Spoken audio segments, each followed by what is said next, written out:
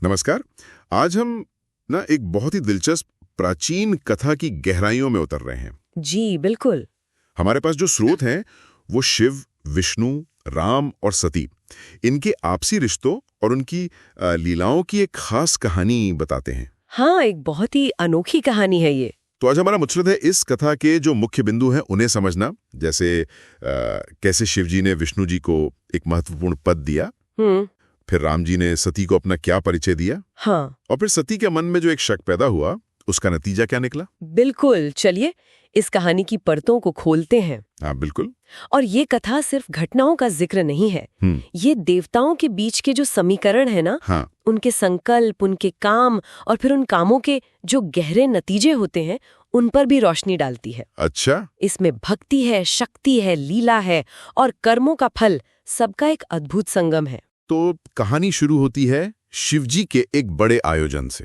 उन्होंने विश्वकर्मा जी से गौशाला में एक सुंदर भवन और सिंहासन बनवाया। जी हाँ बिल्कुल, एक रमणीय भवन, सिंहासन, और फिर इंद्र आदि देवगण, सिद्ध, गंधर्व, ब्रह्मा जी, मुनि, अप्सराएं, सबको बुलाया गया। सब मौजूद थे। तो ये सिर्फ एक उत्सव जैसा नहीं था, कुछ खास होने वाला था। हाँ बिल्कुल। फिर एक शुभ मुहूर्त देखकर शिव जी ने श्री हरि यानी विष्णु जी को उस सिंहासन पर बैठाया। स्वयं उन्हें आभूषण पहनाए, उनका अभिषेक किया। तो ये सिर्फ एक सेरेमनी या पदवी देना भर नहीं था। नहीं नहीं, ये उससे कहीं ज्यादा था। ये शिवजी द्वारा विष्णु जी की योग्यता, उनकी भक्ति, उसको पहचान कर उन्हें ब्रह्मांड का संतुलन बनाए रखने की एक बहुत बड़ी जिम्मेदारी सौंपना था। अच्छा।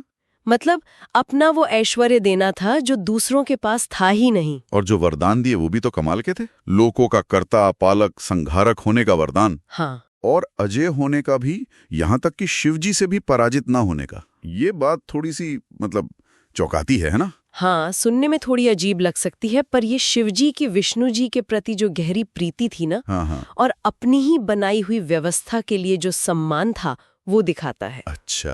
उन्होंने विष्णु जी को 3 तरह की शक्तियां दी, माया दी और गोलोक नाम का धाम भी दिया। और सबसे खास बात पता है क्या थी? शिवजी ने खुद विष्णु जी को प्रणाम किया। अरे। हाँ, और ब्रह्मा जी समेत सभी देवताओं से कहा कि ये वंदनीय हैं, इनकी वंदना करें। कमाल है। हाँ। तो विष्णु जी को गोपेश का पद मिला, यानी गौओं और गोपों के स्वामी। जी बिल्कुल, गोपेश। तो ये जो एक दिव्य व्यवस्था बनी, इसका असर फिर हमें जमीन पर, मनुष्यों के बीच भी देखने को मिलता है, जब कहानी राम और सती वाले प्रसंग पर आती है। बिल्कुल सही। वनवास के दौरान जब श्री राम सती से मिलते हैं, हाँ। अच्छा। तो वो उन्हें बताते हैं कि वो और उनके भाई यानी भरत, लक्ष्मण, शत्रुघ्न असल में भगवान शंकर की आज्ञा से ही अवतरित हुए श्री हरि के अंश हैं। अच्छा, मतलब विष्णु जी के ही रूप हैं। हाँ, और वो अपनी उस वक्त की जो स्थिति थी, सीता जी की खोज, उसको भी उसी बड़ी दैवीय योजना का हिस्सा बताते हैं जिसकी शुरुआत शिव जी ने विष्णु जी को स्थापित करके की थी। ये सुनकर तो सती को बड़ा पछतावा हुआ होगा, राम जी की शिव भक्ति और उनका ये परिचय। बिल्कुल, क्योंकि उन्होंने शिव जी की बात नहीं मानी थी, राम जी की परीक्षा लेने चली गई थी। हाँ, स्रोत में ये नहीं बताया कि परीक्षा कैसे ली, पर संदर्भ तो यही है। हाँ, संदर्भ यही है। तो उन्हें अपनी भूल का एहसास हुआ। और जब वो उदास होकर शिवजी के पास लौटी, तो शिवजी तो अंतर्यामी है, वो सब जान गए।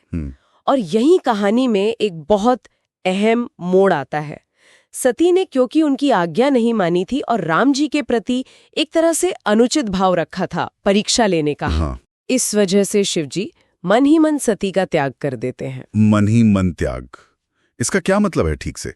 बाहरी तौर पे नहीं। हाँ, बाहरी तौर पे शायद सब वैसा ही दिखे, पर शिवजी अपने अंदर एक संकल्प ले लेते हैं और वो ऐसा अपनी किसी पुरानी प्रतिज्ञा को निभाने के लिए करते हैं। अच्छा, कोई पुरानी प्रतिज्ञा थी? हाँ, शायद विष्णु जी के सामने ली होगी। कहानी ये नहीं बताती कि वो प्रतिज्ञा क्या थी, पर ये साफ है कि सती का जो काम था वो उस वचन के खिलाफ था शायद। और आकाशवाणी ने भी शिवजी के इस फैसले की पुष्टि की थी, उनकी प्रशंसा की थी।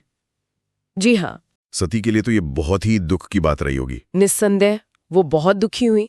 हालांकि शिवजी उन्हें दिलासा देते हैं, कथाएं सुनाकर उनका मन बहलाते हैं। और वो कैलाश पर साथ रहते भी हैं। अच्छा, साथ रहते हैं फिर भी? हाँ, पर शिवजी अपनी उस मानसिक त्याग वाली प्रतिज्ञा से पीछे नहीं हटते, वो उस पर कायम रहते हैं। तो बाहर से सब सामान्य दिखता रहा, पर अंदर ही अंदर एक दूरी बन गई थी।